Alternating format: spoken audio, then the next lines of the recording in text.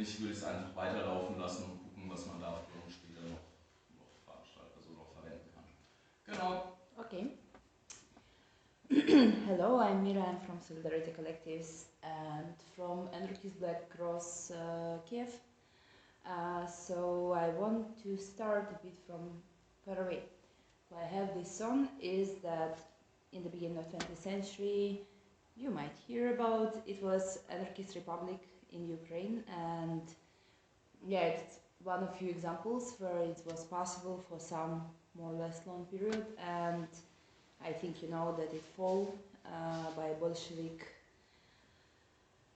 party winning, and most of the people were killed or escaped. But I would say that to start to describe what we have there, I need to say about this because during next 80 years, it's not only that Bolsheviks killed our comrades, but it's also that they kind of cleaned up, made unknown all the history under the Makhno movement. I would say that if you will ask people in Ukraine now, they rather would say, yes, we know that it is like Batko Makhno, like Father Makhno, that he existed, but I don't think that many people can explain what were their political views, what was this group about, and 90% will say you know other name than Makhno, even though Makhno army was bigger than Ukrainian army before 2014.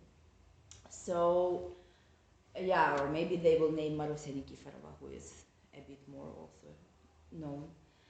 And even for anarchists, I would say that we didn't have many knowledge on this. When we were creating this anarchist Black Cross group, we were sure that we are first on the land who is doing something like this. A couple of years ago, we found these two ladies. It's Anastasia Kozakiewicz, or Anastasia Stepanova, it's her surname by her husband. And another one is Olga Taratuta. And actually what they did, it's in Makhno time they founded anarchist Black Cross in Ukraine. So we were not only not the first people who were doing something like this, we were even not the first collective with the same name on the field. So yeah, and I really recommend to write down, especially Taratuta name. Her biography is pretty amazing. She broke out from jail with Bund 4 times and stuff like this. So yeah, I would really recommend to check. So then we had 80 years without any political process except of Bolshevik party. So like when the movement was starting in the 90s, it was started from the white list, like from zero, because we didn't have on what to build things. And I would say that part of the problem we faced was, or not me, I was too young in that time, but other people faced was that we don't really have any political understanding exactly here. Like we were copying things, we were like following the political ideas and the political thinking from West, mostly Berlin, or a bit of trying to be in contact and also like following fashion from there, from Moscow. I would say that for Moscow it was less about anarchism and much more about anti-fascism, because in that years they had huge problems with right-wing movement. It was a lot of assassinations, it was also a lot of comrades killed in Moscow. Also one comrade from Ukraine, it was Anastasia Baburova from Crimea, who was killed together with the lawyer Stanislav Markelov in the middle of Moscow in daytime, just shoot it to their heads. So we were like a lot of interested in their experience fighting fascists and trying to protect our concerts. For example, like in Moscow, if you have event like this, in that years you need to have people with guns who will protect the place. In Ukraine, you can try without, but I would recommend to have at least some guards. So we would never sit like this and just not take an eye what is going, like we need to have scouts to see what is going on in the district if they are not coming, all these kind of things. And then I would say that it was developing. In 90s, groups were like super tiny, like a couple of people in each.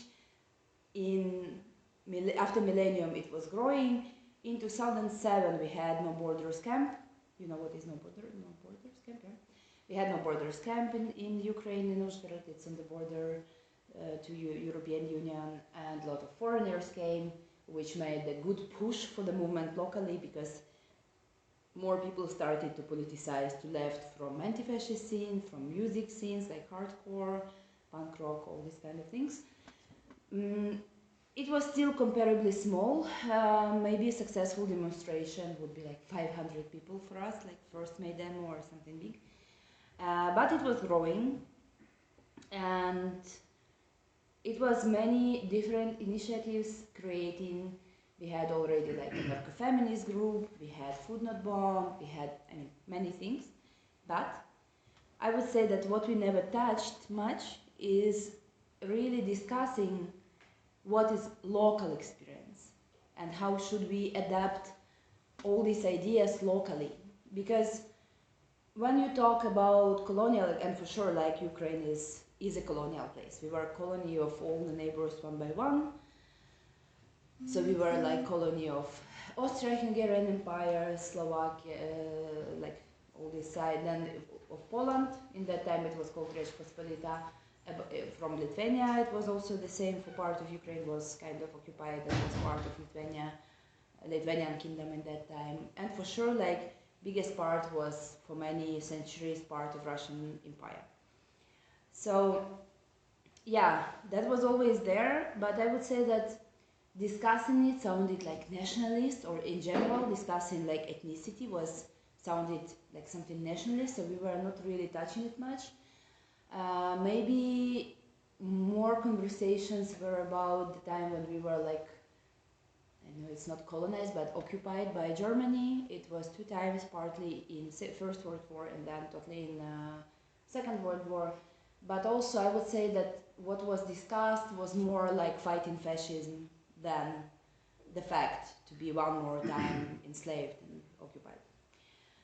And then with all this process of more like traditional anarchist or leftist things to do, we came to the year 2014 when we had Maidan uprising in Ukraine. So today actually is 10 years since the last day of this uprising, and 10 years how people were shooted. So it was in the beginning comparatively small protest against President Yanukovych, with which didn't want to sign contract with Europe, and people were unhappy about that. But then after this like small protest was brutally kicked out by police, local people became angry, and next day thousands went to the streets. It was not first time, not the first police brutality. I think it was just the moment when people became like really tired of it and decided to get rid of this, at least these practices. In the beginning it was not that much about kicking out the parliament or the president, but already toward this police brutality things. And then in the end it became like protest against current system in general. But I would say that for anarchists we were like in kind of unclear situation. From one hand, as anarchists, we're always happy to kick out the president, the parliament. That's what we like to do in general. For sure we were like badly unsatisfied with the politic of Mr. Yanukovych, because he was changing the labor laws quite brutal way. He changed all the like one time, like several laws. When they changed these several laws, the student laws, which made a lot of things in universities for money, which was for free before. So we were like for sure supporting the idea to have this protest, but it was a lot of challenging things. For example, like leaders of the protest were like liberals, and the slogans were liberal or even nationalist, and we didn't like them. Also, it was a lot of right-wing people in the square, protesting against the same evil, but it was not really cool to be together with them. So movement didn't manage to make one common decision how actually to protest. It was not a question that we should support the protest, but which way. So part of the people decided to fight no name just to, I know, get experience with Molotovs or to be with the people. Other part of people decided more like to take shifts in the hospitals. Other part decided that, like, we were split it like groups, that we should do just propaganda on the square, so leaflets. We had also like library in one of the occupied buildings, film screenings, things like this. And then as protest came, like really escalated several times and very brutal, many people were killed. It's something like 100 people killed during the protest on the square. Also one other comrade was... Is that a real picture? Oh, yeah. Why? No, it's okay. Yeah, it's like, it was self-made, I know the correct name in English, but to hold the person. That's the wounded person. He, I hope, is alive. And then local medics were also making self-organized medic stabilization points, so it was possible to bring people to these stabilization points and then to hospital, or even in couple of places. We had something like self-made hospitals, but it's not anarchist, it's just people do. I mean, people when they act, they actually use a lot of self-organization, just they usually don't call it the correct way. They even discuss, they say the word self-organization.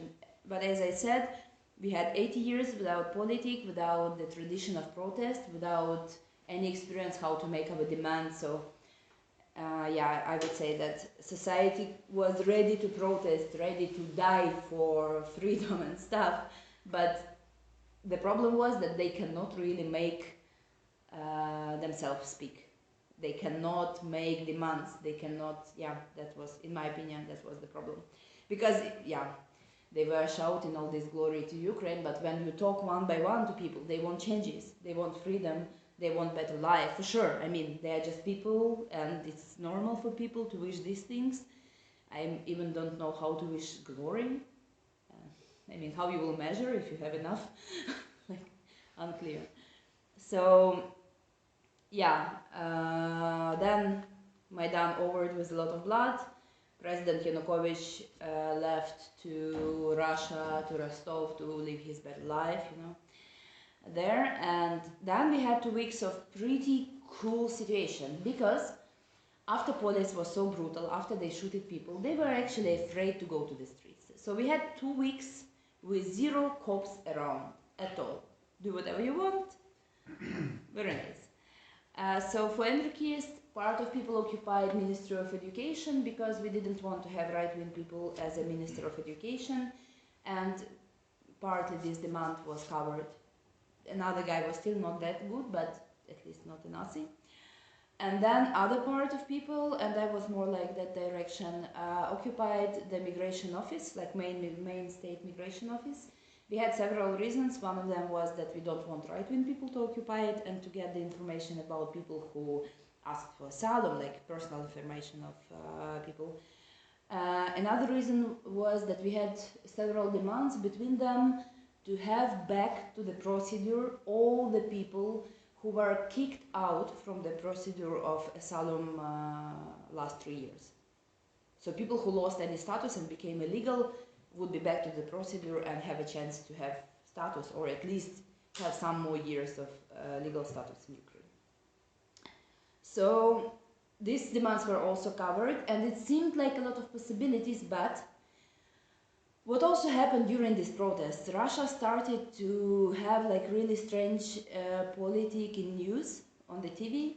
They started to be very much pointing that we have right-wing on the square, and then in some months they started to say that we are all Nazis there, which was ridiculous because, I mean, we never had so many Nazis, so that was for sure not true, but yeah, they were like openly saying it by TV, and they were calling all people who protest terrorists, and also it was a lot of people who suspect that they actually paid to cops who were shooting.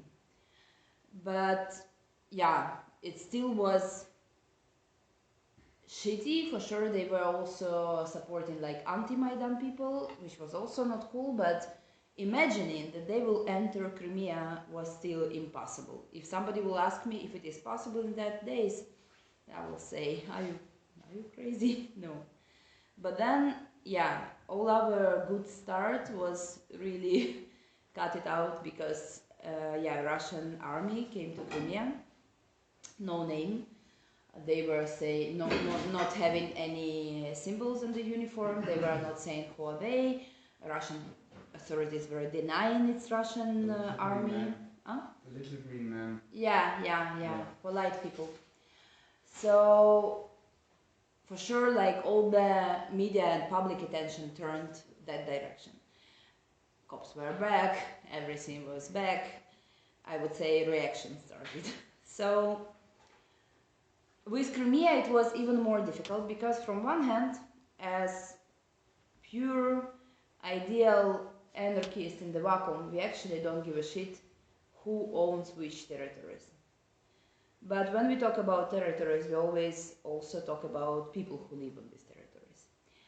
So for Crimea, we had a lot of comrades, friends, family members, their friends and family members, who, in the case that Crimea will become Russia, couldn't stay there. Especially it was for journalists and political activists, because it was clear that in Russia they will quite easily end up in jail.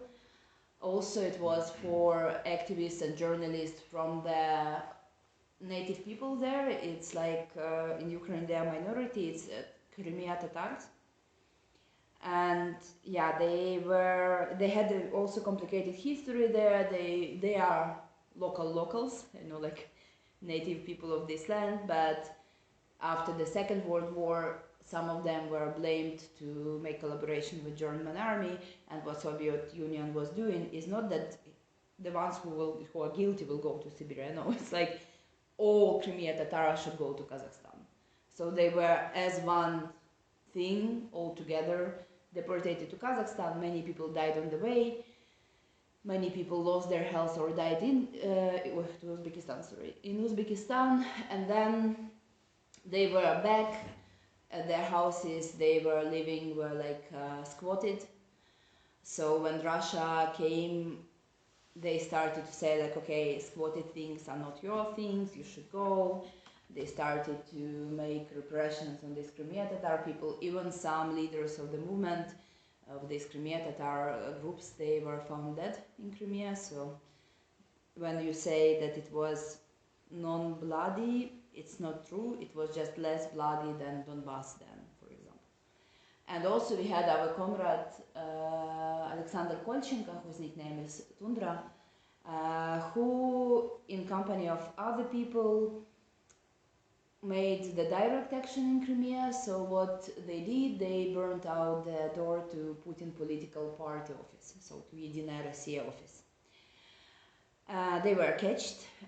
They were, like Russian authorities did bring them to Moscow from Crimea, and what they also did in that time, they created new law.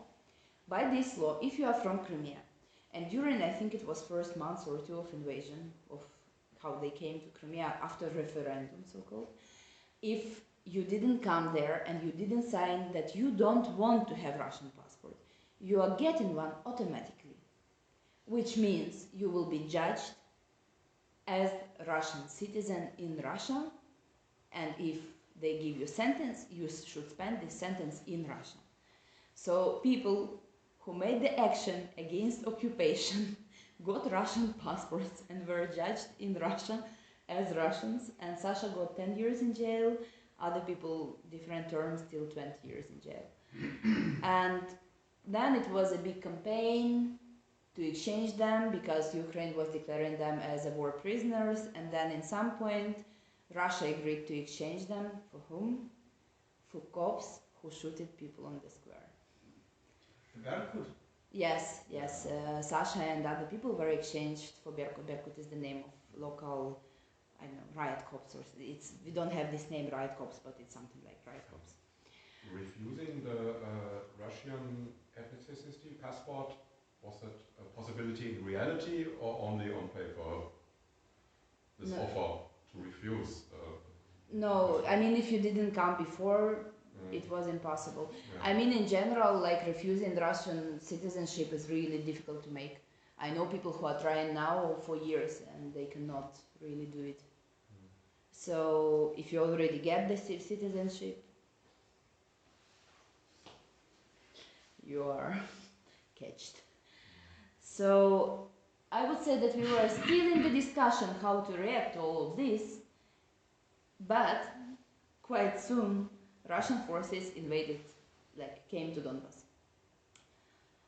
At that point they already said that in Crimea it was our army, but here it's not. It's local people with tanks, with everything, local miners are fighting against. And yeah, I mean, it was obvious already, like 100%, I think, for most of the people that it is Russian army, but they never said that they are. And with Crimea, with Donbass, it was much more bloody. It was like a real hot war already on both sides. If you count all the people who died, it's something like, according to United Nations Organization, it's something like 13,000 people. Most of them died during 2014, 2015. Next years, it was more like frozen conflict.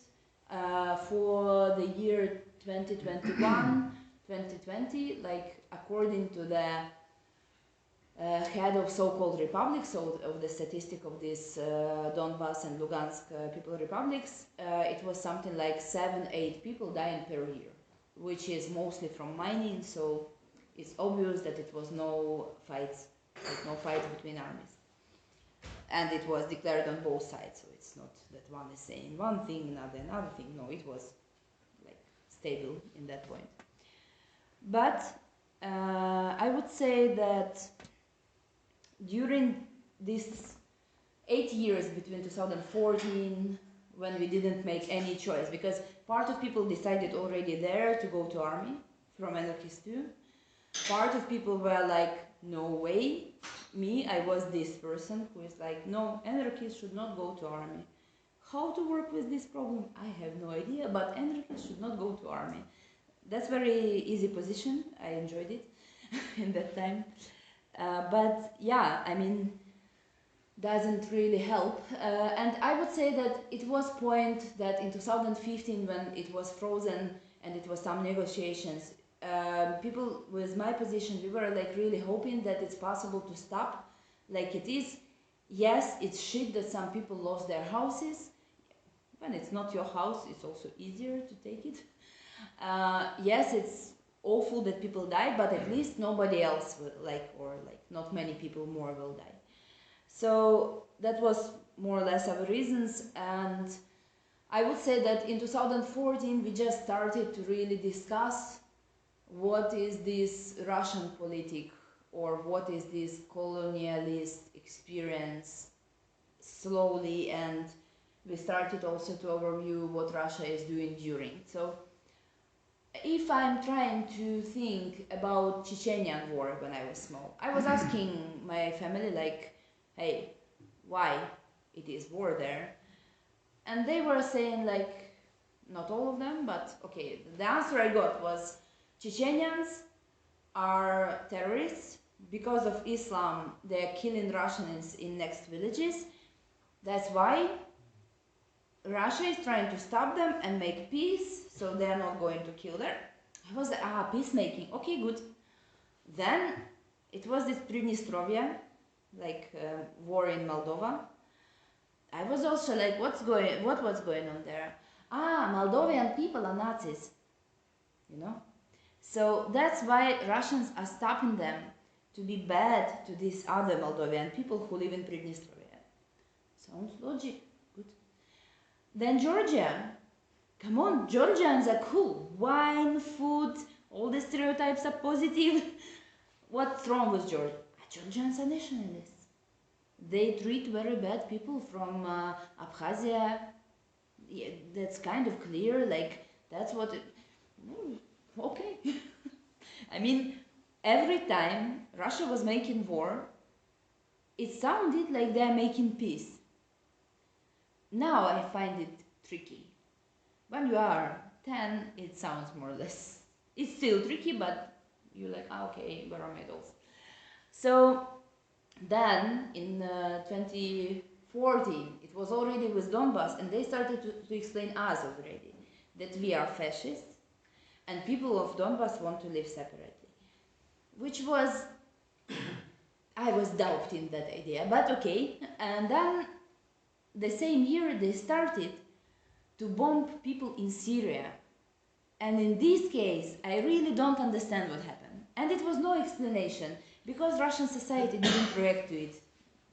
They didn't ask questions, so nobody was explaining. So kind of shit happens. But then in 2020, it was the huge protest in Belarus. For us, like as neighbors, for sure, like them trying to kick out Lukashenko sounded like crazy. If I go to Minsk before 2020, when I'm visiting my friends, my best friend was married there, so I was quite often, at least 3-4 times a year. And it's not that far away. If I travel with BlaBlaCar, it takes me maybe like 6-7 hours, and I can already have dinner in Minsk. So good. So even her husband, I had no idea what he is thinking about Lukashenko. For her wedding, all the Ukrainian guests had the message not to talk about war, not to talk about politics, not to talk about Yanukovych, not to talk about Lukashenko. There are rules, really, because they were always afraid to discuss it even in the kitchens. And then 2020 elections comes, and you see how they massively go to the streets. And I would say part of it was not that peaceful. People were ready to some radical actions. I was completely shocked. I traveled to Belarus to take part in the protest just to see how it is possible and how it is going on. Maybe also to support comrades, but more like to get the experience, how could it happen? And it was so inspiring. I heard people saying that it's, it was Arab Spring before, so people are saying like it's Slavic Spring. We will kick out now Lukashenko, next one will be Putin, then it will go to Kazakhstan, cool, Tajikistan, all these lands will become free, very nice. But what made Lukashenko? He made clear that if the protest will win, Russian army will be tomorrow in Belarus. And whatever people do, they will not have any piece of freedom by these actions. So I think in that point, it was already clear that as far as we have Putin regime, no freedom, not only in Russia, no freedom around is possible. And I will say that when Belarus people, and it's also a bit about Russian protests, like when people were going to protest or thinking about protest, since 2014, they were always pointing to Ukrainians, like, you want to protest? Do you want to have war after? Because that's how it works. So we were like pretty good example. Don't do anything against authorities because you will end up in war. You want to leave? Do it silently, please. And then in 2021, it was the huge protest in Kazakhstan. Also not very peaceful one, I would say, which also over that Kazakh authorities asked Putin, Russian army came and just stopped all the protests. So for us, this part was kind of discussed already, and then we also could see what is going on in Russia and Belarus during these years, because repressions became like really brutal, a lot of torture from Belarus. Huge amount of people needed to run away after the protests. Many comrades ended up in jail.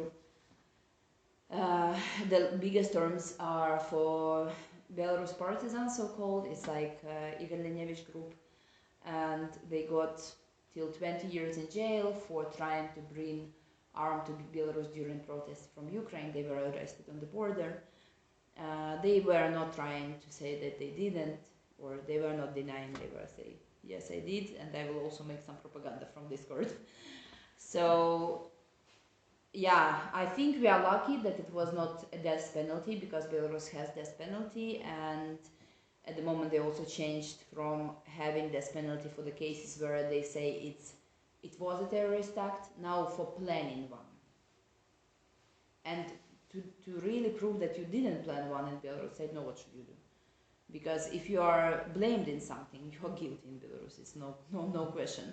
Like I didn't hear about any court when they will say no, you are not guilty. I think the percentage of non-guilty cases is 0.01, so it's almost impossible.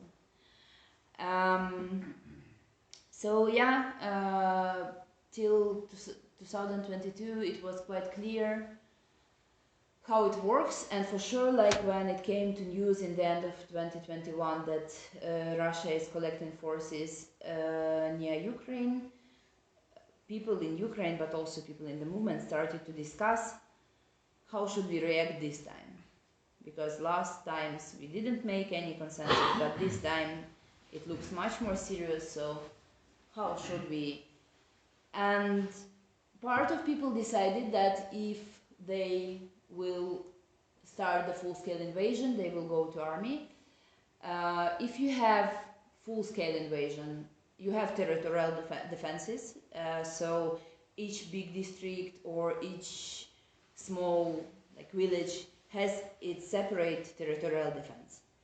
And then the plan was that all our comrades will go to the army points and they will say that they are from this small city near Kiev, which will make them to end up in this exact territorial defense altogether.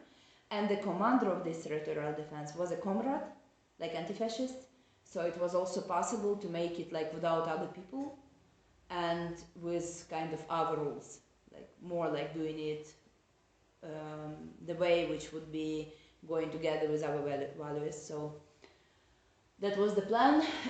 We also had part of Belarus comrades living in Poland and Lithuania, and part of them also decided that if it would be full-scale invasion, they will go to Ukraine to fight on Ukrainian side, to the same unit. And part of people were like, no, it will not happen. I was this person too. You see, I'm bad with strategical thinking, where I know what is predicting future. I mean, we were discussing that it's quite possible, but I would say that most of the people still hoped that it will not happen. But yeah, 24th of February, which would be 2 years from this date soon, we woke up from explosions. I think my personal brain was still denying a couple of minutes. I was like, maybe it's salute in 5 o'clock in the morning, maybe it's imagination, maybe I should start to take some pills, you know. I was thinking long about psychologists, maybe time came, but yeah, for a pity, it was not an imagination and we were attacked. So people who decided beforehand that they will go to army, they started to make the plan work. Some people who didn't plan also decided to still do. And also for my group it was important that we were as an ABC in Ukraine, we didn't have really long-term prisoners. So people who we supported were mostly refugees, political refugees from Russia and Belarus. And with Belarus people it was clear they are going to army. With Russian people I was doubting. Part of them were already saying, if it will happen, I'm going to Ukrainian army, but I was doubting how they will do it, because, you know, when it's war with Russia, it's better not to be a Russian citizen inside of Ukraine. At least I thought, that was my opinion in that time. But actually they almost all went to army. So as ABC, we keep supporting them, but they have different needs already. One person from who we supported, one of the Russian refugees, he left to Poland in the beginning of March 22, but in 2 weeks in Poland he committed suicide. He had problems before mentally, and we didn't have any resources to support him in Poland, and for a pity, he killed himself. He left us a letter that we should blame Russia in his death. I think there are other things to blame too, like capitalism, Ukrainian Migration Office, because he was living almost without any normal documents for many years. But yeah, Russia for sure too. So then, for the people who went to this unit, I have the video with my comrade and friend Dmitry Petrov from the spring 22. So it's like from the time when we still had this first unit, then it was different. I will show now the video. You can also see him on the t-shirt there, here on the table, is because he was killed this spring in the battle. So yeah, but I think he is explaining himself much better than I explained them. My name is Ilya. I'm an anarchist and I live for several years in Ukraine now. I would like to answer the question from many of our comrades in all the world, why we are here, why we participate actively in the resistance against Putin's imperialist aggression. First of all, we need to stress that we are here not to defend the Ukrainian state. We know perfectly well that this state system does not deserve to be protected by any revolutionary, but to protect Ukrainian society and Ukrainian people.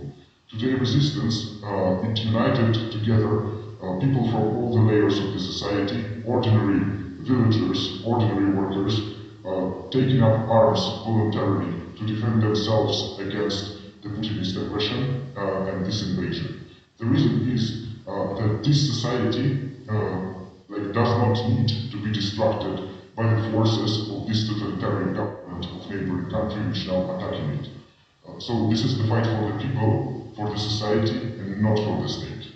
Also, and this is connected with the previous point, is that any political force which wants to be presented in today and future Ukraine should take its side with the people now. If we want to suggest for the society any libertarian changes, any libertarian revolutionary program, first of all, we need to stay organized and mobilized now against the common threat which deadly threats all the society. And this is exactly what we are doing now. This is the way for us to structure ourselves to form really politically significant movement. This is like the part of our revolutionary anarchist task for now. This is not something separate from our ordinary anarchist struggle. And also some specific stuff which is known perfectly well for people in Russia, in Belarus, in Kazakhstan, in any of post-Soviet countries, that for any positive social changes, the first point of the plan is the collapse of Putinist regime. And we know, all people from these countries, we know perfectly well that if Putin's regime will be defeated in this war, this will create a chance for the people to get rid of this regime. And this is the very turning point, the very original point for any positive changes in our regions. This should be taken into consideration. I salute you from Ukraine. Solidarity and strength, comrades. So yeah, in the beginning we had this unit and people had the chance to train together. For our luck, it was not really the direct fight on the place where the unit was. This place was expected to be attacked for quite a long time, but it wasn't. So they were mostly like going to other places to support other groups fighting.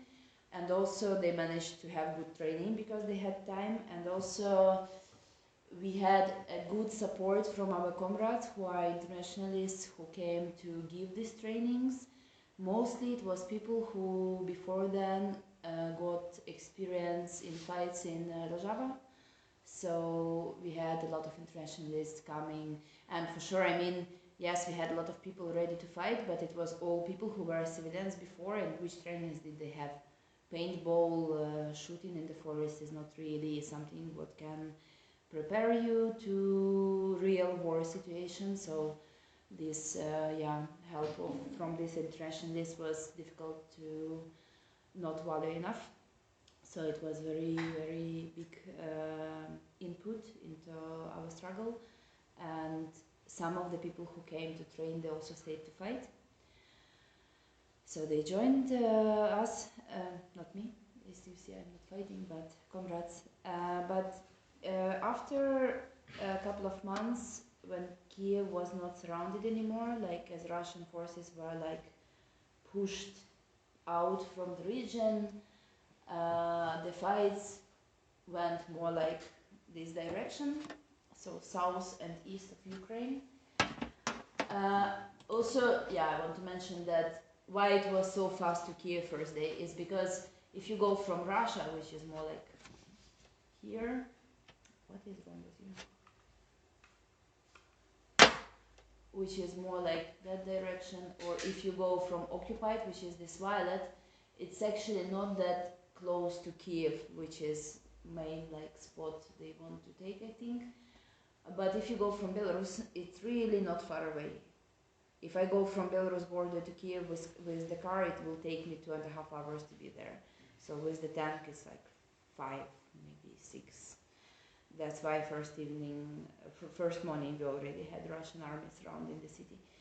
So after all these months in this unit, it was not a question for comrades, almost all of them, if they want to go to fight farther, even the ones who were not discussing it before, after they saw, because we had people who witnessed like when Russian army bombed the humanitarian line of people, so just to humans who were trying to get out from the city, or like people started to have personal friends who were just civilians who were shooting, or when they saw people witnessing that they were raped. For them, it was not a question that they need to fight. They cannot just come to go to Lviv or go to live their better life. They just don't feel like living people who cannot protect themselves and who don't have resources to go out alone. And yeah, they decided to join army already on the east-south of Ukraine. And it was impossible to go there as one unit. With some bureaucratical reasons, with something else, in general it was not possible. So what was the decision at that point is that comrades are trying to go to at least keep like 3-5 people together and to go together in different units. For some people, they decided not to join official state army, with also different reasons why. I want to show you now an interview of 2 of them. It's Ave medic crew, who was doing it like without official army documents. It's like 2 people. She's kind of okay, and second person, Marcy, who was more known in Europe as Joy, for repeating November already fallen battle. So yeah, I also want them to tell their reasons. This volunteership documents fighting we call pirateship. So that kind of strategy exists in army in general.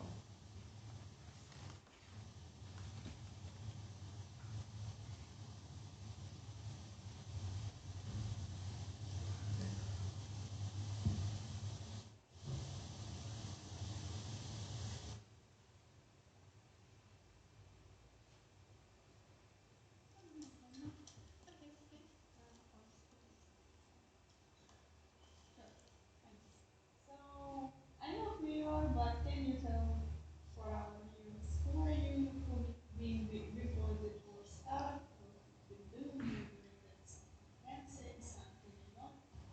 Hi, I'm Marcy. I'm from London, and I am a gardener, and I came to Ukraine to help left-wing people because they asked for help.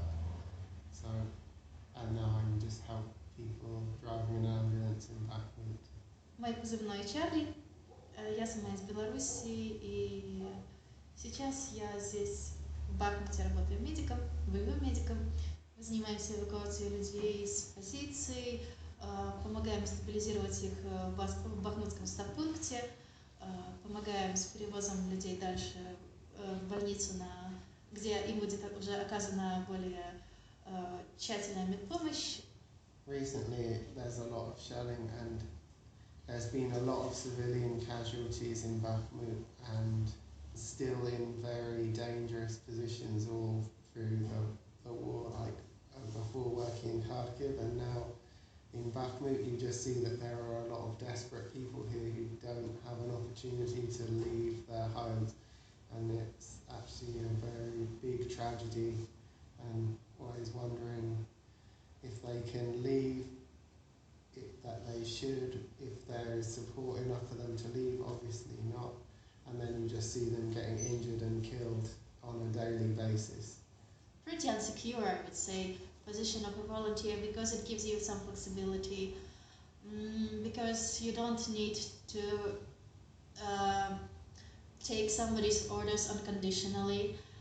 Like, for example, now we are staying in Bakhmut and we work with different brigades, and nobody can tell us, so today you pack your things and you go to Lviv for 2 months, where you're just going to sit and do nothing.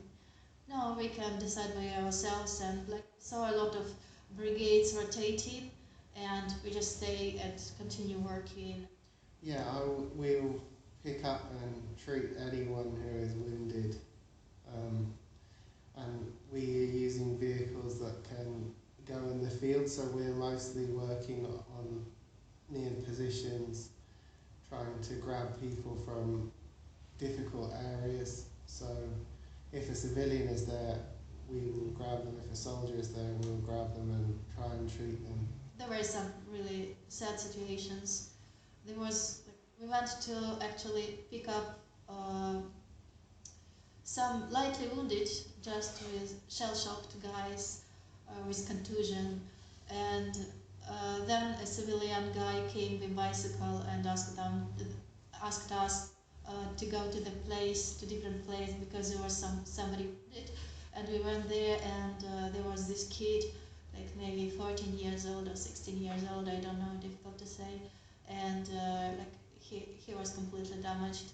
He had some shrapnel in his abdomen, and he was bleeding severely inside. So we couldn't really do a lot. We just like bring him to hospital very quickly. I gave him some painkillers, and later this kid died.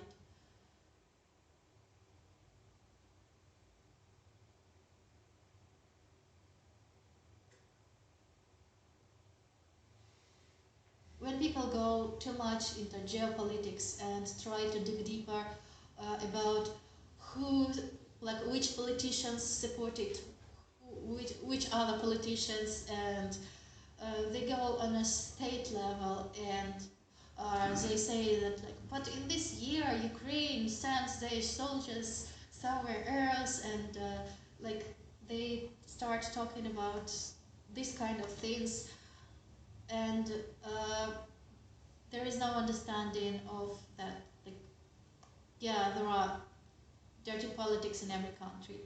There are wrong actions of different politicians in every country, but this is just occupation by an imperialistic state, and this is pretty natural and normal for people to try to stop it, stop people from getting killed, stop cities from getting destroyed, getting bombed.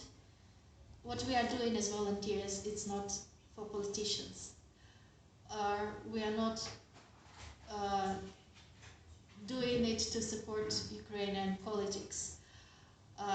We are just trying to stop the imperialistic invasion happening in Ukraine. And as Belarusian, I can also say that my country suffers from Russian imperialism just a little less than Ukraine, and like it's normal to rise up against it and to stand up against it and to take arms and to try and protect life.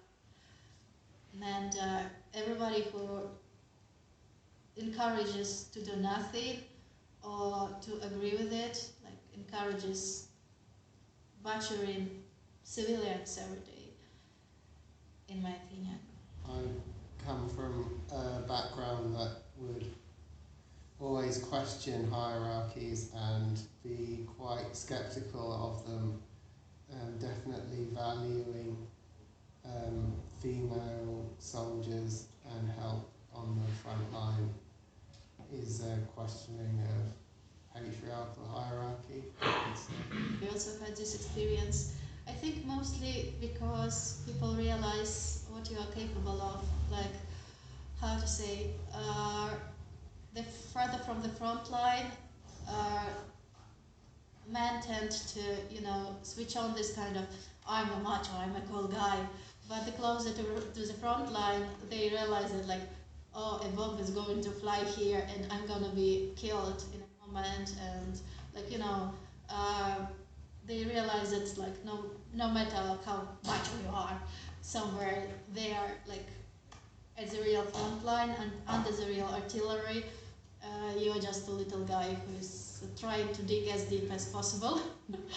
And they also realize that a lot of female soldiers, they have courage, they have capability to work, they can do their work, and, like, very often they are more brave than, for example, men. And so when you go through this kind of situations with the guys, then all this kind of patriarchal regular shit just disappears, and you just stay there and you continue work as equals.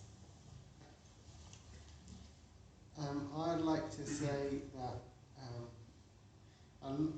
like the vast majority of people that we are picking up on the front lines who have horrific wounds are like ordinary working people, and I think that they should ask for free healthcare and free education after this is done, because I smell their blood every day and they have paid for it. Don't let anyone tell them that they owe money for weapons, or they got support from the West to fight this war to liberate themselves. Like, they are the ones making the sacrifice, and after the war they definitely should benefit, and seeing all the desperate people in Bakhmut who don't have anything, the civilians who've just been left, like, behind there, it's really, like, they definitely deserve and should get free education and free healthcare. That's my opinion.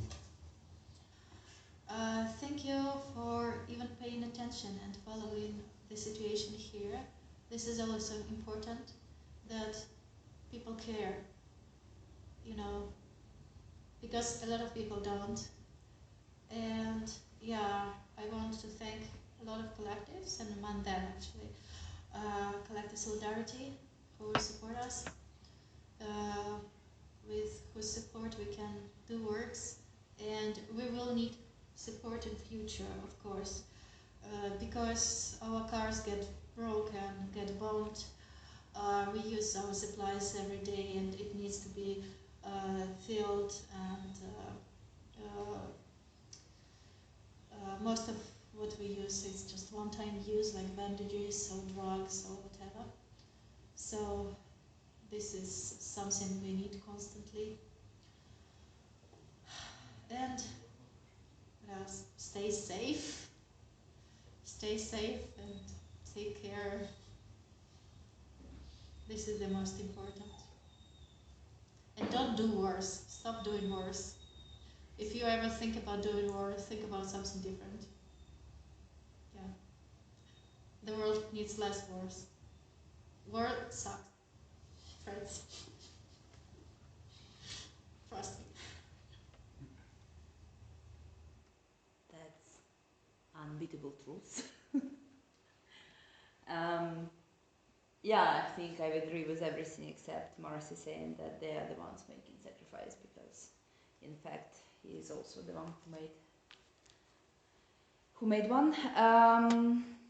Yeah, so at the moment we have groups of people fighting in different places. I would say that this strategy was not joining the army almost nobody does anymore, because in reality you are doing the same, just without salary, which to whom you are making it better, like, or worse, because then we are coming to volunteers who need to find finances to all this shit.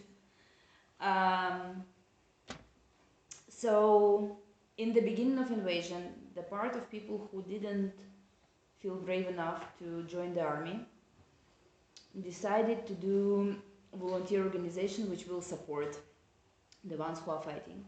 In the beginning it was called Operation Solidarity.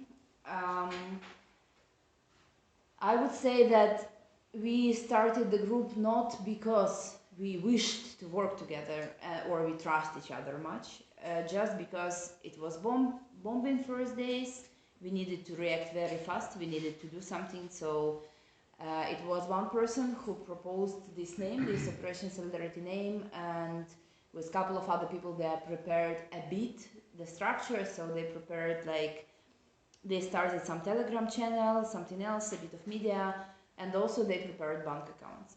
First 2 months it was working pretty well, even though for people who did, like me personally, first 5 days I slept something like 2 hours per day, so we didn't have any time for rest, any time for anything, just doing all this crazy stuff with creating the structure. Like, I mean, it's difficult not only because we need to collect money and to buy things. Especially in the beginning of invasion, it was impossible to buy good vest, like good protection. First in Poland, Czech Republic, like neighboring countries, but in 3 days it was nothing good in the whole Europe. It was impossible to buy.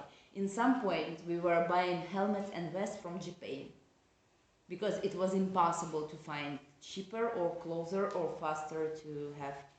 We had something like 100 people we need to protect. We need to buy them night visions, we need to buy them drones. Like, that was a huge amount of money, and it was a huge work also to find all of this. We did it with the help of hundreds of comrades from Europe, especially Poland. People there were like really doing it day and night. I think the same as us. That was, yeah, quite crazy, all this Operation Solidarity. But the other crazy point was that the guy who created bank accounts was not very trusted from beginning, at least for me. We had conflict before war, like I would not work with him if... But in some moment, part of people started to say like, hey guy, it's not cool that all money concentrated on your, like, let's spread it somehow. And he started to fight badly against this idea. And then he started also to behave extremely macho. It was from beginning, but it was several female participants who said like, I don't want to participate in the group if he is still there. I cannot. He is like problematic. So I would say I still had more or less okay relations with him in that time. I was trying also to make girls possible to stay and kind of still work together. But then in some point I found that he is blackmailing part of the people that he will leave with the money.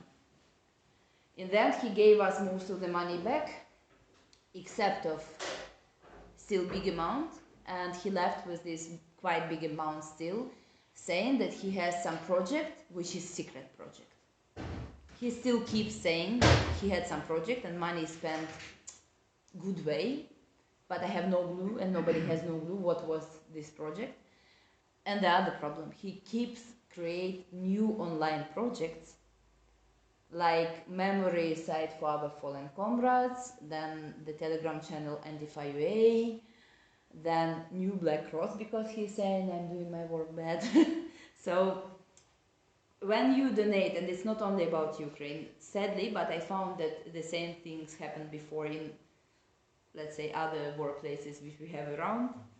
For a pity, people have experience, and when you donate to us, to Kurdish people, to whatever, ask trusted people there if it's not a fake shit, if it's not something like which you should not really help or trust.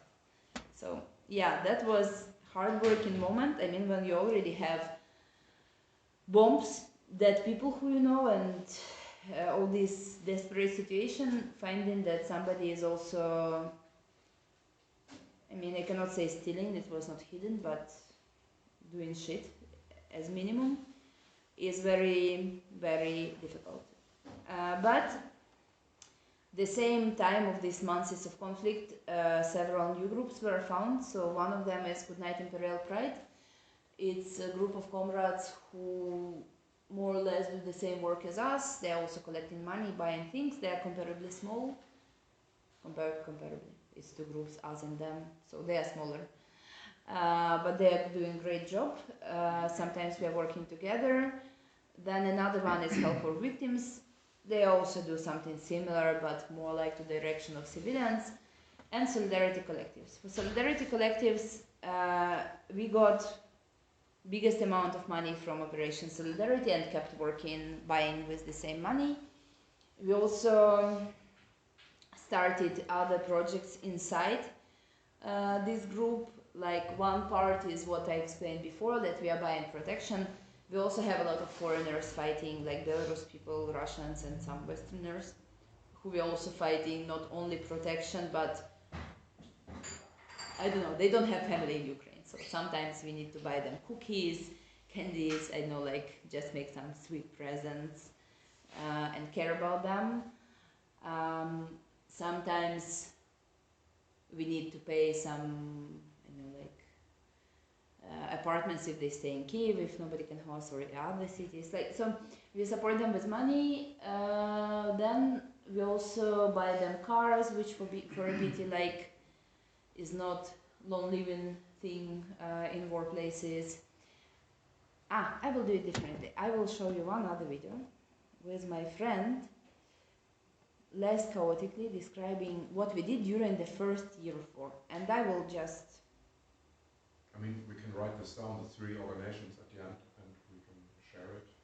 Yeah, sure. Yeah. I will also give some other links in the end. But we have also a great YouTube. You can... Колективи солідарності – це об'єднання антиавторитарних активістів та активісток, які до 24 лютого 2022 року відстоювали ідеї рівності, солідарності, кооперації та взаємодопомоги. Відстоювали права робочих, грали ритмом супротиву на феміністичних маршах, організовували антидискримінаційні акції, екомарші, грали у футбол, танцювали на панк-рок концертах та організовували фрімаркети. Але 24 лютого наше життя, як і життя мільйонів українців, змінилося.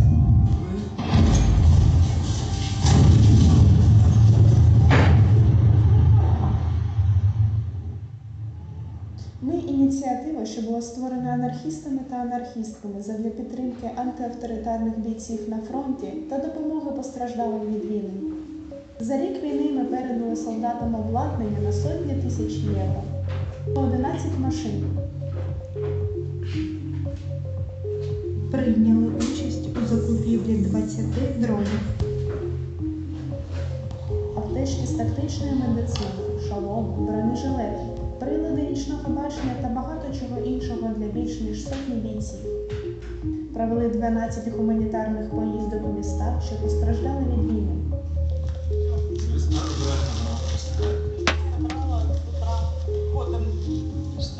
Ми підтримуємо іноземних медиків-волонтерів, що евакуюють та стабілізують поранених цивільних та військових у Бахмуті.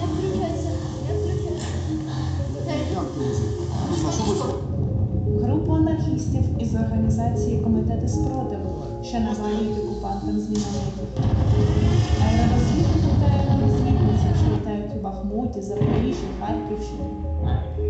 Десантникам, що всіма неймовірних зусиль боронять кожен метр біля Бахмуту. Білорусів, які, як ніхто інший, розуміють, як виглядає життя при незмінному диктаторі та знають, що не повстане. Росіян, які від багатьох співвітчизників повірили, що вони все ж таки можуть щось змінити, і тому доєдналися до Збройних сил України. Феміністок, які пішли воювати на рівні з чоловіками. Екоанархістів, які не відмовилися від веганства навіть у окопах та багатьох інших.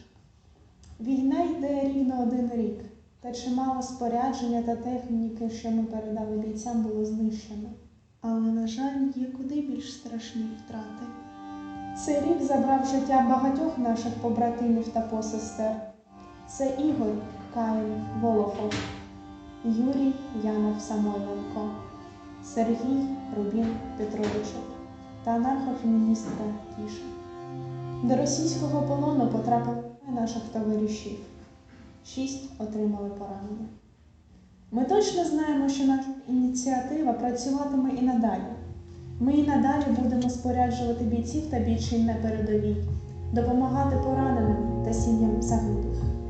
Ми будемо продовжувати організовувати гуманітарні поїздки до прифронтових територій і надалі розвивати мережі солідарності як всередині України, так і за її межами. Підтримувати та кооперуватися з низовими та волонтерськими ініціативами. Колективи солідарності – це не просто назва, це суть і головна ідея нашої діяльності. Завдяки десяткам колективів та тисячам небайдужих людей ми спроможні йти далі. Окремо ми хочемо подякувати ініціативам, що протягом усього року працювали разом з нами та надавали неймовірну допомогу та підтримку.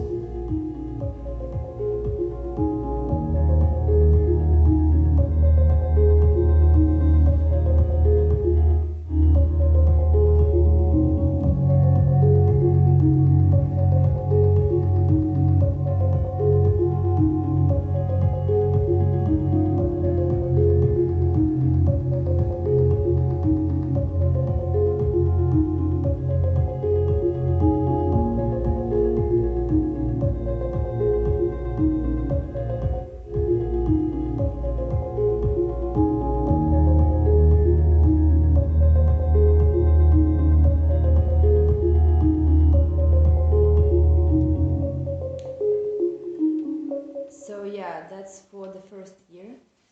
Soon it would be next video from the second year. I know why I'm so happy about this. So at the moment for the military line, now we are busy with 2 new projects. For sure we did buy a lot of stuff like during this year, the equipment for new participants, because we had new recruited comrades, mostly Belarus people. We also collected money recently, and we will collect at least 2 more times for several other groups. For REB is radio electronic protection against drone. So when these FPV drones, like Russian fighting drones, are coming, people use it to push them out, so they will lose control. These terms are sensoric. Sensoric, yeah. Sensors. Okay. So. It was a question, not. I don't know. I know that this shit is working the way that they can push these drones, but also it feels very bad for human body, like headache, vomiting, stuff like this.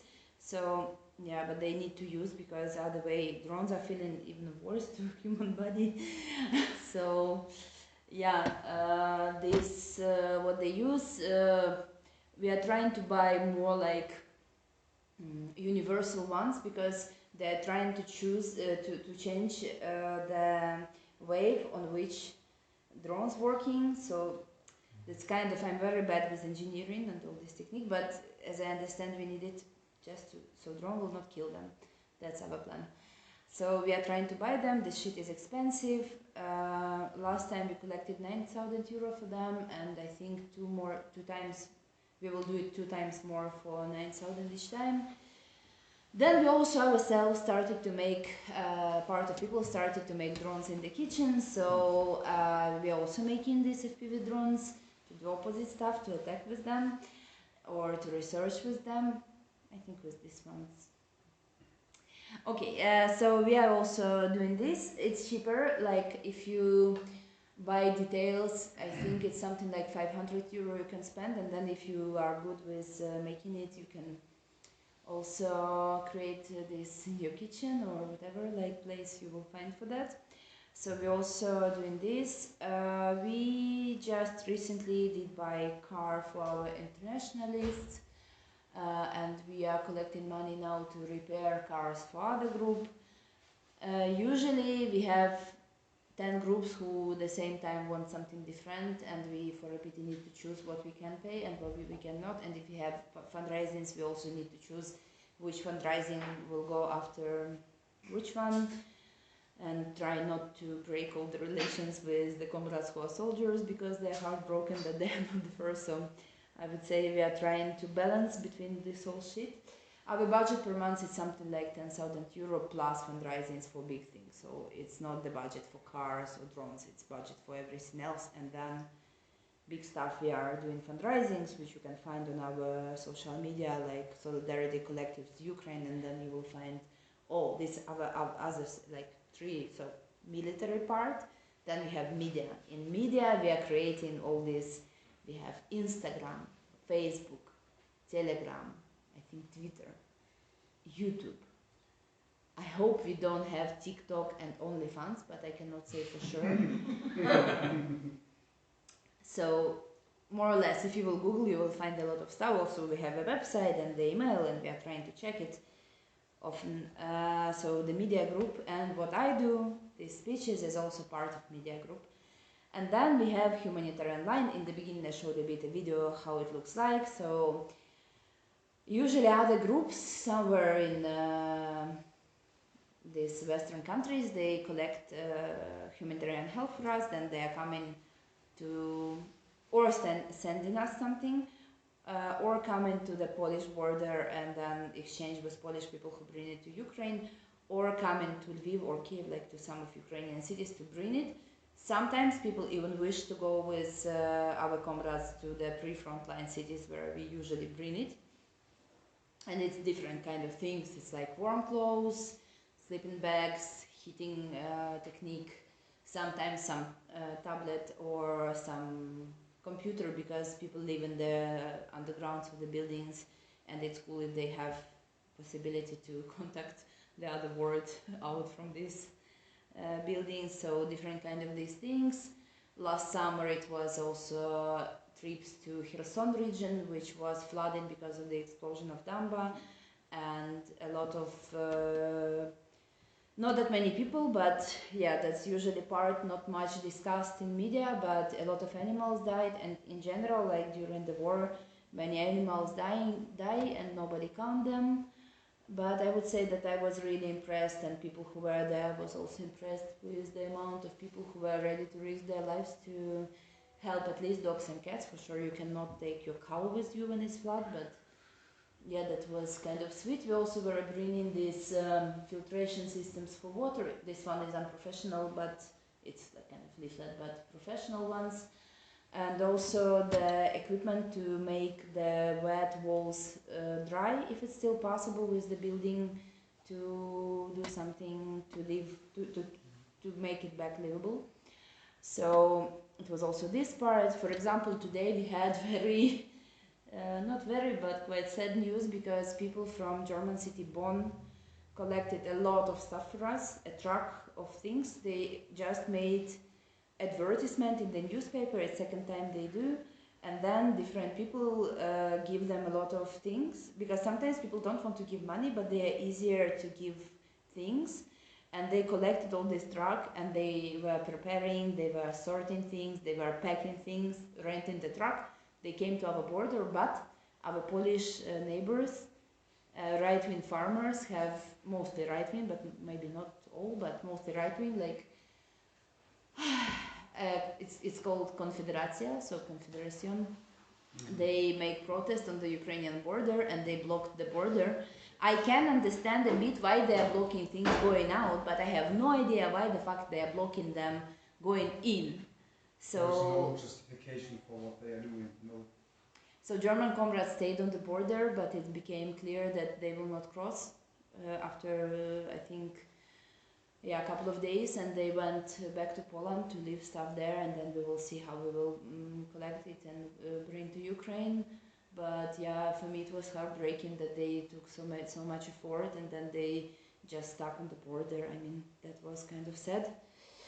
For sure less sad than other many things around, but still. Yeah. But I mean, it's cool they do, and we will still bring this stuff to Ukraine if it's already collected, and in Poland it's then not such a huge problem, but It's just nasty what they do, these Polish people on the border. Also, I mean, they stop just buses with people. I mean, people just try. They're right wing. They should want people to go back home. Why they are stopping people from getting like mystery?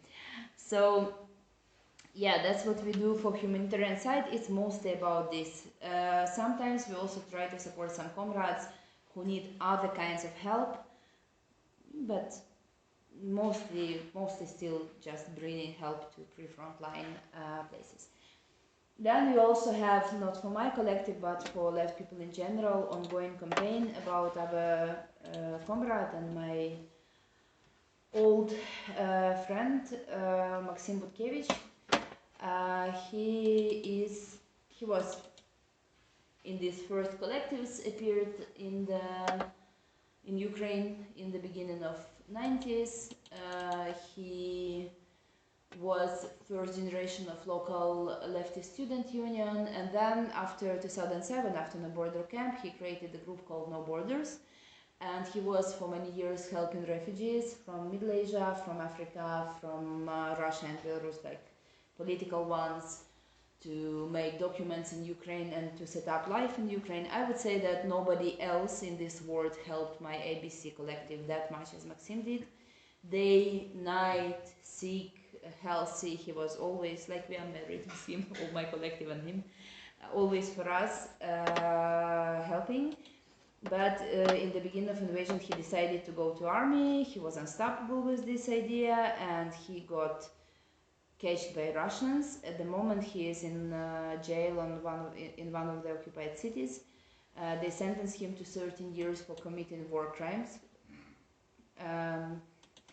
And they also say in their media he is a Nazi, helping refugees. You know, that's what usually Nazis do.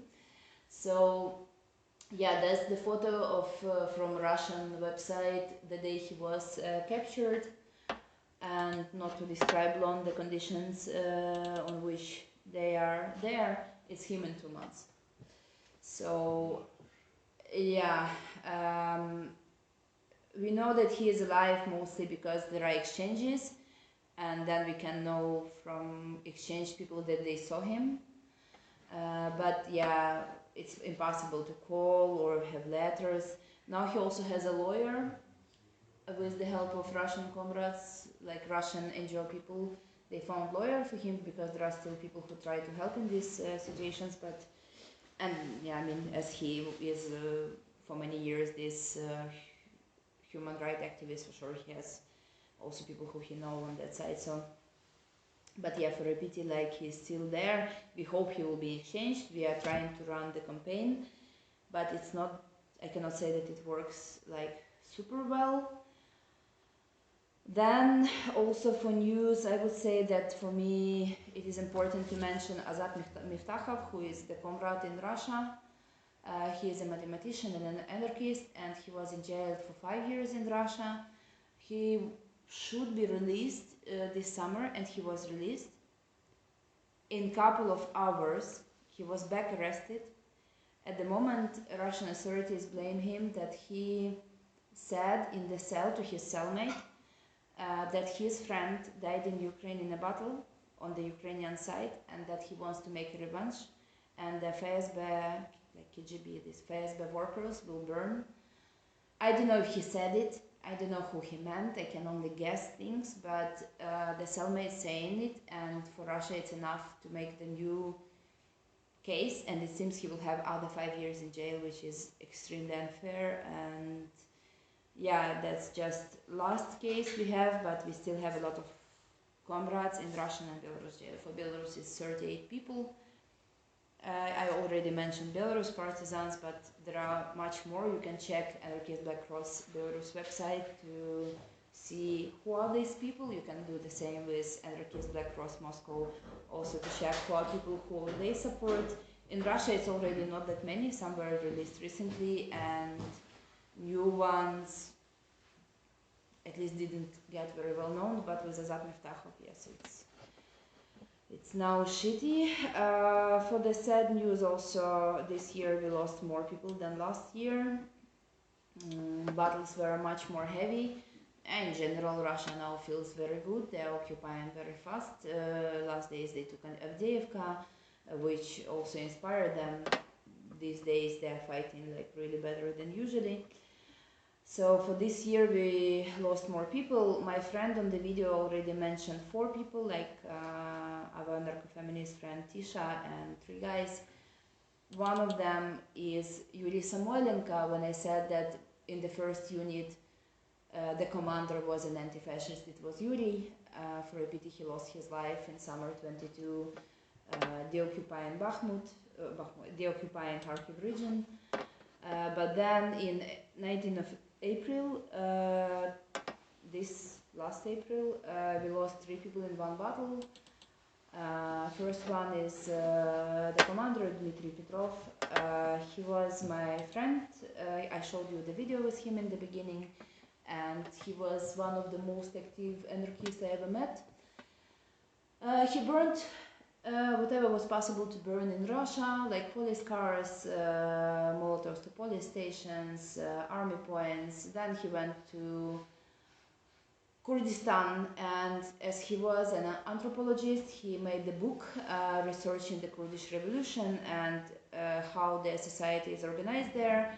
It's the biggest book in Russian on this topic, so he spent a year there researching. And then he understood that he got criminal cases, rather, that he is already on the list in Russia. So he went to live in Ukraine, became one of the most active between us. Also some direct action, some movie screenings, some public events, just pushing us all to be revolutionaries and not just comfortably sitting at home people. Like, yeah, he was super duper active, but he, in the beginning of invasion, he went to army, and 19th of April, he lost his life in the battle near Bakhmut. Pardon, I made some mistake with this. Second person in the same battle was Finbar Kafarkey, Irish comrade. People in Kurdistan knew him by nickname Chia, and we also used this nickname Chia. And he came into Ukraine in the beginning to drive our car, so he was more like helping Solidarity Collective, like Operation Solidarity and then Solidarity Collectives, but then he decided to change to fighters and lost his life together with Dmitry from one missile in the fight near Bakhmut. The third person in the same battle was Harris, who was also a comrade from United States and came to fight from beginning, but first he was fighting in another unit, and then he changed to this anarchist group, and they all died in one battle.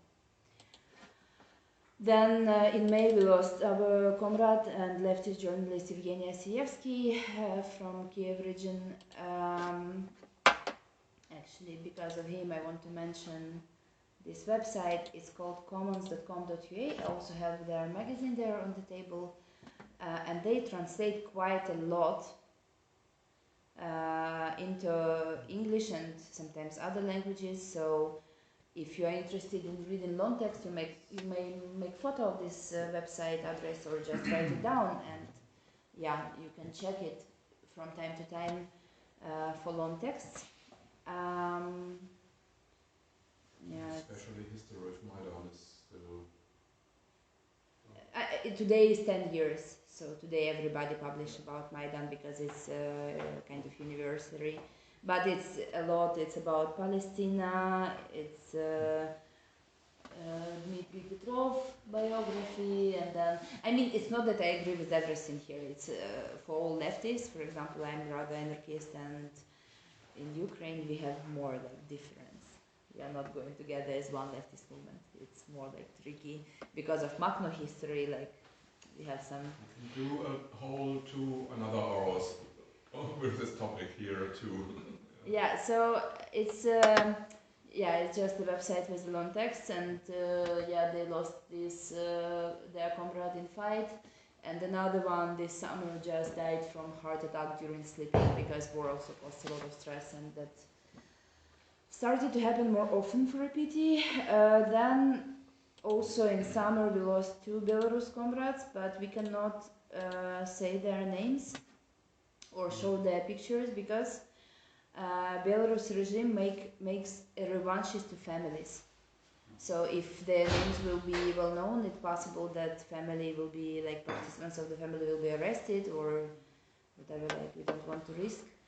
And then one other comrade who was killed the same summer is Comrade Sam from London. And then Comrade Marcy, who I already showed you. And then also in Ukraine died a Spanish socialist, Emma Igual. We didn't work with her, we just found that it happened. She was doing evacuation of people with problems to walk, or older people, or with many kids from, like, really bad pre-frontline places, but Russian army quite often aims medical or volunteer cars, so they were aimed, and she and one other person from Canada died and 2 people survived. But yeah, she was the leader of big volunteer organization, the Road to Relief. They were also helping refugees from Syria, working in France, on the border in Greece. Like, Ukraine was not the first place where they worked, just, yeah, was taking more risks. And yeah, also just few days ago we lost this comrade. It was Yuri Lebedyev, and he was our lawyer and long-term participant of the movement, more like on socialist side. He also died in surroundings of Avdiivka, the same as Comrade Marcy. More or less our comrades were, like, I would say, in all the most brutal fights during these 2 years.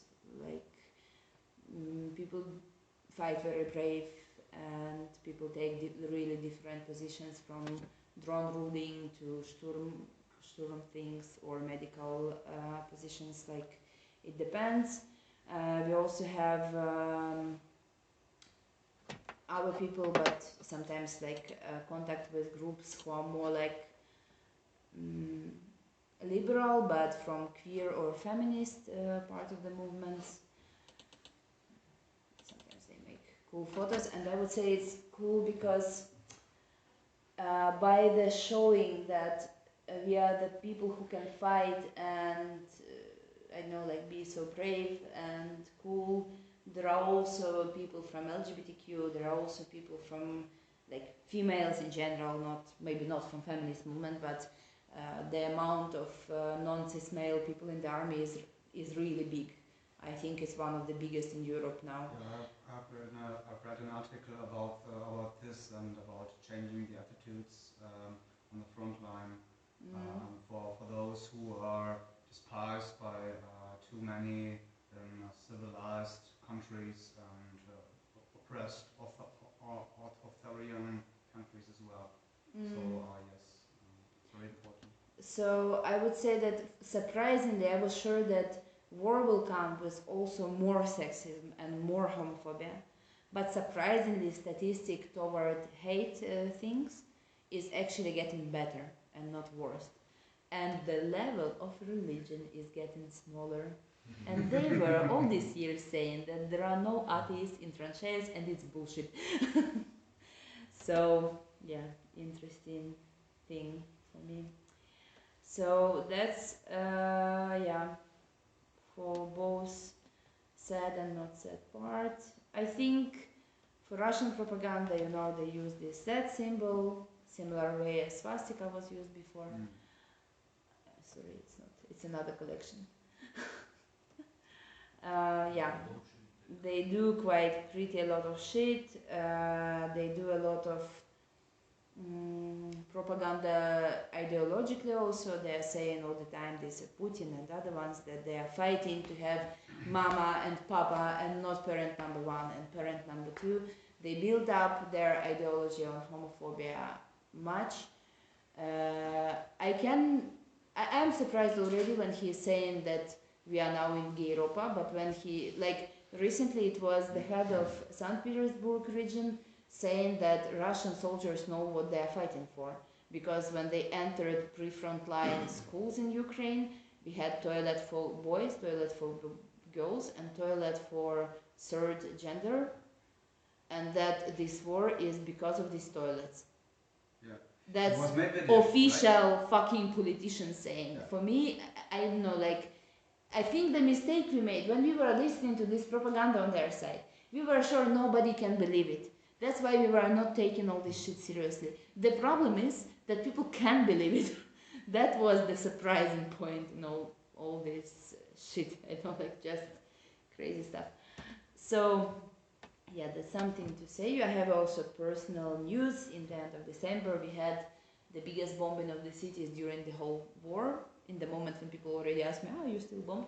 This is my staircase, which I hope.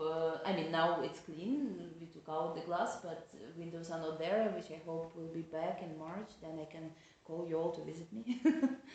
So yeah, they are still bombing us, which is not nice. And for the end, I want to show you one last video with Dima, which he filmed me after a year of war. I think it's also interesting to see how people changed during. And yeah, he did it also to refresh the previous one, because I was unsatisfied that previous one is not new enough. So I want to show you this video and to read one letter, and then we can go to questions and more like discussion, because I'm already going to informal.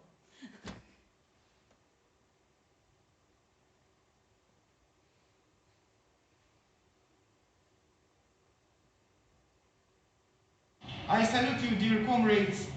My name is Ilya Leshy. I am a Russian-born anarchist who participate in the defense of the Ukrainian society against the imperialist aggression.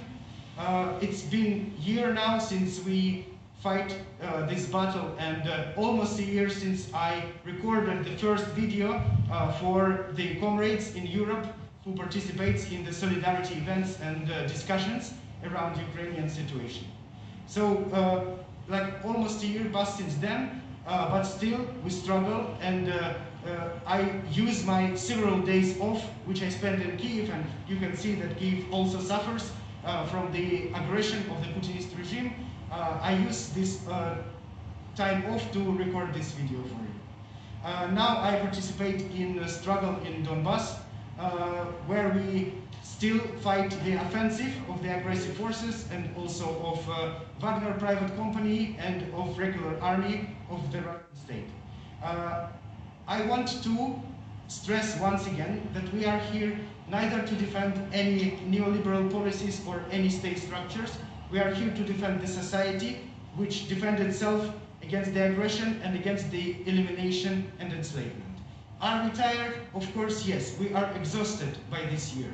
But still, we think that we are obliged to gather all the forces that we have to continue this struggle.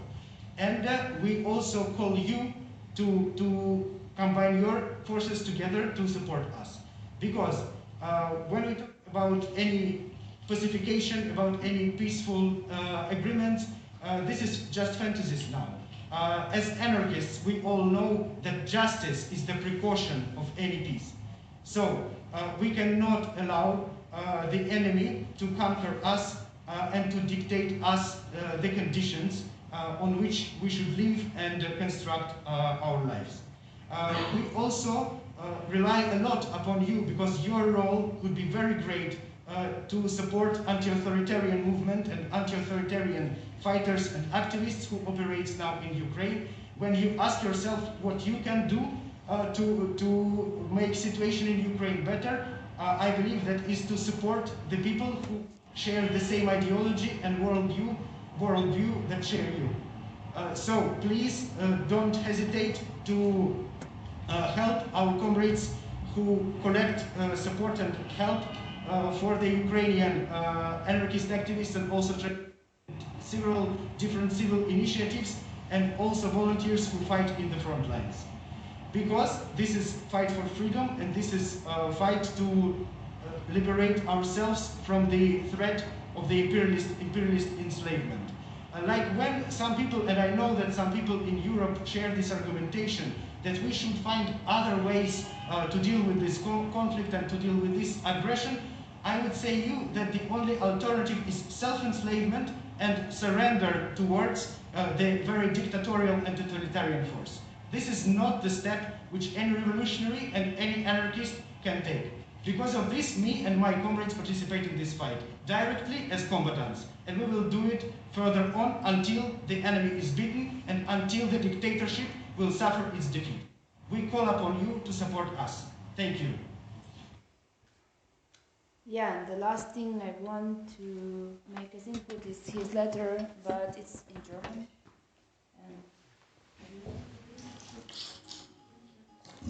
And wait. I love these German advertisements. Same thing advertisement I get every time. So yeah, the letter. Mein Name ist Dmitri Petrov. Wenn Sie diese Zeilen lesen, bedeutet das, dass ich höchstwahrscheinlich im Kampf gegen Putins Invasion in der Ukraine gefallen bin. Ich bin Mitglied der militanten Organisation der Anarcho-Kommunistinnen und werde dies auch nach meinem Tod bleiben. BUAK ist ein Produkt unseres Geistes, geboren aus dem Glauben an den organisierten Kampf. Es ist uns gelungen, ihn über nationale Grenzen hinwegzuführen. Ich habe mein Bestes getan, um zur Überwindung der Diktatur und zur sozialen Revolution beizutragen. Und ich bin stolz auf meine Genossinnen und Genossen, die den Kampf in Russland und im Ausland führten und führen. Als Anarchist, Revolutionär und Russe hielt ich es für notwendig, mich an der bewaffneten Verteidigung der ukrainischen Bevölkerung gegen Putins Besatzer zu beteiligen. Ich tat es für die Gerechtigkeit, zur Verteidigung der ukrainischen Gesellschaft und zur Befreiung meines Landes. Russlands von der Unterdrückung. Für all die Menschen, die durch das ruchlose totalitäre System, das in Russland und Belarus geschaffen wurde, ihre Würde und Möglichkeit, frei zu atmen, beraubt wurden. Eine weitere wichtige Bedeutung der Teilnahme an diesem Krieg besteht darin, durch unser Beispiel den Internationalismus hochleben zu lassen. In den Tagen, in denen der tödliche Imperialismus eine Welle des Nationalismus und der Verachtung für die Russinnen hervorruft, behaupte ich in Wort und Tat, es gibt keine schlechten Nationen. Alle Nationen haben ein Unglück, gierig und machthungrige Herrschende. Dies war keine rein individuelle Entscheidung und Aktion. Es war die Fortsetzung unserer kollektiven Strategie zum Aufbau nachhaltiger Strukturen und zum Guerillakrieg gegen die tyrannischen Regime unserer Region.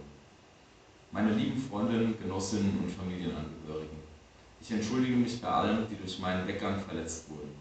Ich schätze eure Herzlichkeit sehr. Ich bin jedoch der festen Überzeugung, dass der Kampf für Gerechtigkeit gegen Unterdrückung und Ungerechtigkeit eine der wertvollsten Aufgaben ist, mit denen ein Mensch sein Leben füllen kann. Und dieser Kampf erfordert Opfer bis hin zur völligen Selbstaufopferung. Das beste Gedenken an mich ist, wenn ihr aktiv weiterarbeitet und dabei persönlichen Ehrgeiz und unnötigen schädlichen Zwist überwindet. Wenn ihr den aktiven Kampf für eine freie und auf Gleichheit und Solidarität basierende Gesellschaft fortsetzt. Für dich, für mich, für alle unsere Genossinnen. Risiko, Entbehrung und Opfer sind unsere ständigen Begleiter auf diesem Weg. Aber seid versichert, dass sie nicht vergeblich sind. Ich umarme euch alle. Euer Ilja Leschi, Seva, Löwe, Phil Kuznetsov, Dmitri Petrov. Thank you. Many names. So yeah, that's all for my and their input. English speech of him sound much more positive. Maybe because Really? German is a bad language. Maybe I know, like I just prefer not to. He was in his English speech. He was differentiating between countries and nations and people. He was very much about being Russian. He was very much that. And in German speech, he was positive about this too. Ah, you mean from video? Yeah, but later nobody will criticize. Yeah, this letter is not letter just for in general, letter is in Russian. I just don't want to understand when it's read it because it's a kind of sensitive topic, so I'm trying not to.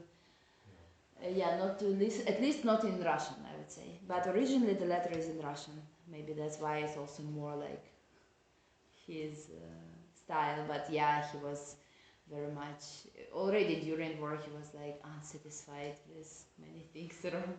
But I mean, and we made the t-shirts with him, which is new, and a lot of merch you can go to parties, present to friends. You can just donate, but usually t-shirts work better. I trust t-shirts more than solidarity.